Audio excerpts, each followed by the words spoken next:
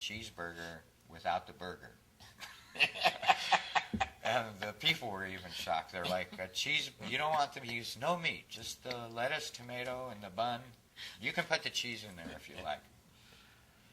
But there was always, there was some crazy things here and there. Yeah.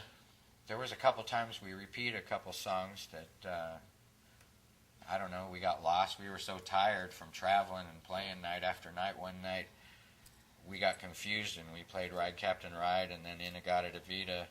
And during the drum solo we went back and were talking about what songs we were going to do next. And when we finished In-A-Gadda-Da-Vida, we went right into Ride Captain Ride and did that twice.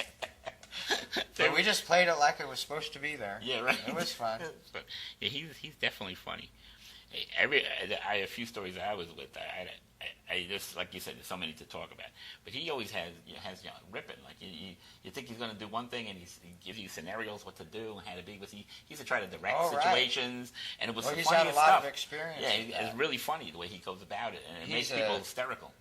He loves taking videos also. Yeah, he when does. video cameras came out, he was one of the first ones to get one, and he'd take it everywhere. And he'll film the audience off stage. Yeah, he films that. everything. Yeah, he does that. He films stuff everywhere he goes and keeps it all. And he's acquired a lot of great videos.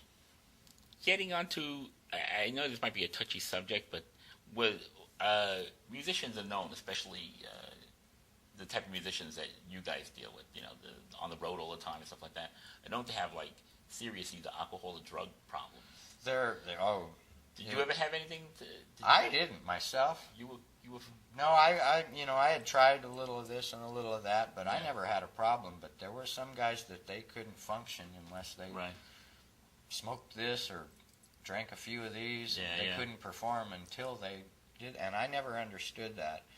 And it's psychological. A lot of these people just convince themselves that they feel better if they do this or that. Right.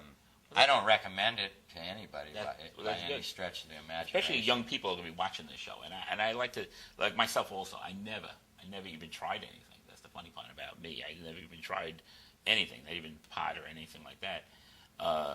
So I like to tell people that you can have a great time, get really into the music, get a high on the music when you're playing, without getting high with all the drugs and the other stuff that goes. Right. I think it was the times back then in the 60s, the late 60s, that culture, the drug culture came in with the psychedelic music and all that. Right. And people thought it enhanced the music or made it sound better or feel better. Yeah. And to a degree, maybe some of that's true, but the damage that the drugs did, a lot of these people, you see them today, and it's definitely taken its toll on them, and some of them are no longer with us.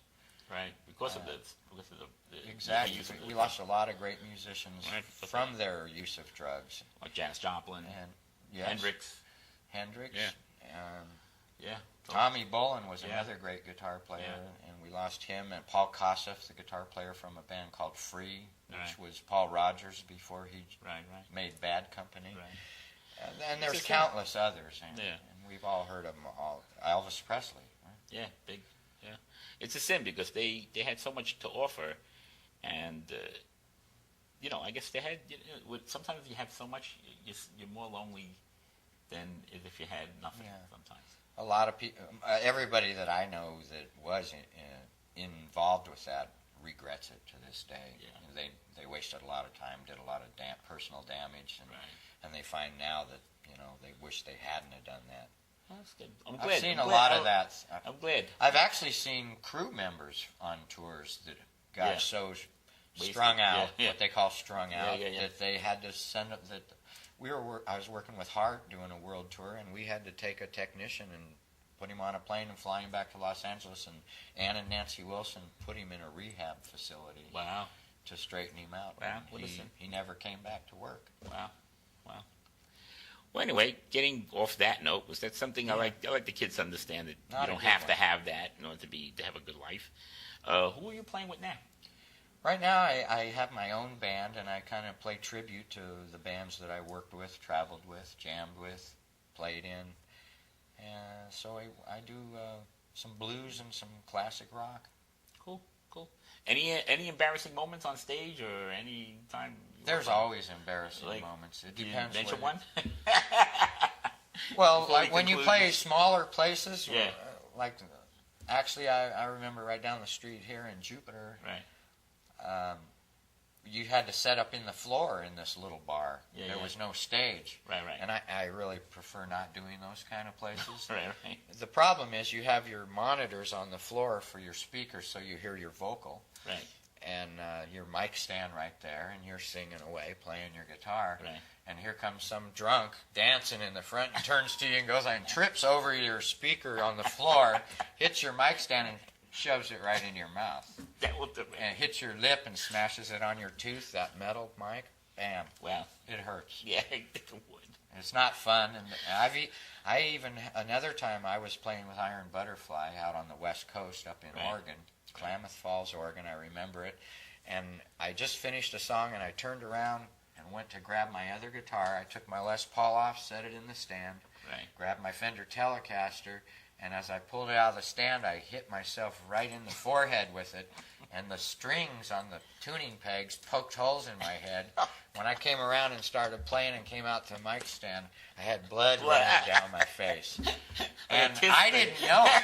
I didn't know it. I Like a wrestler. sang the whole song, and the bass player, Lee That's Dorman, funny. turns to me and goes, "You got blood running down your face, boy." And I took my shirt and wiped. I was like, "Oh my God." God, I have pictures of that at home. That's so funny. I've got all these scabs on my forehead. I look like I fell out of a car or something.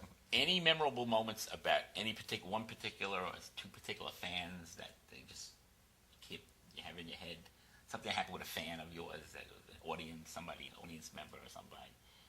Oh boy, there's all kinds of stories like that. Which way are you going here? However you want to go with it. 'Cause, some something people, funny, something crazy, something, you know.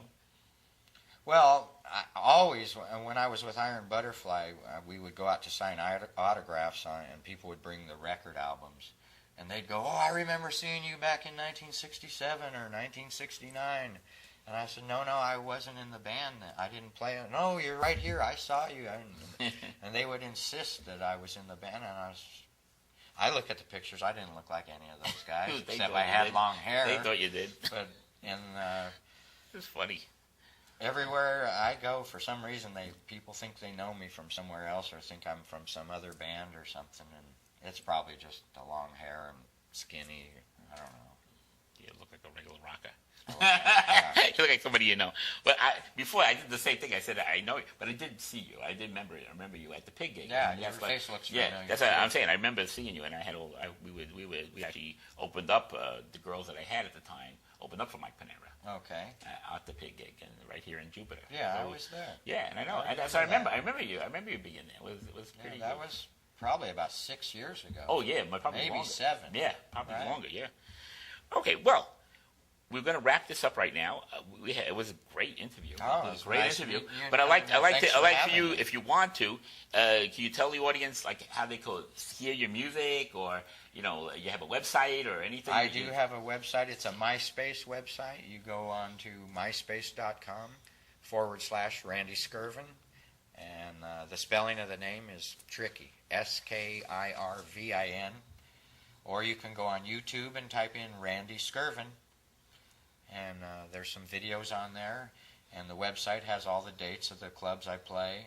And I also tour with the Blackfoot as their stage manager, so I have their tour dates on there also. Cool. Is this going to be your next gig? This is at the end of the month. This is up in Sebastian, Florida. It's a big blues festival that they have every year. Cool. And this is the last day of it. It's a 3-day festival.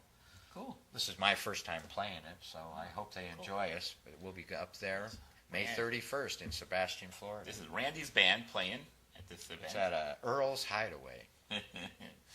Well, we, again, like I said, love having you. Great guest. Thank you very much. And I hope to have you on probably soon. Oh, yeah. Okay, happy you're on again. Anytime. And if you have like any music next time, bring it in. Maybe you could play something. Maybe you could bring a bunch of guys in. We could play some music here. Sounds good. You Okay. got drums Yeah, we right could- over yeah, here. yeah, we we could have to- set up in here and do Yeah, a we can whole set live up. show. That's right. We could do that. All right. Thanks a lot. Sounds good. Thanks. Well, take care. Have a nice day. You guys have a nice time. And I hope to see you again at the Music and Entertainment Buzz. And good luck.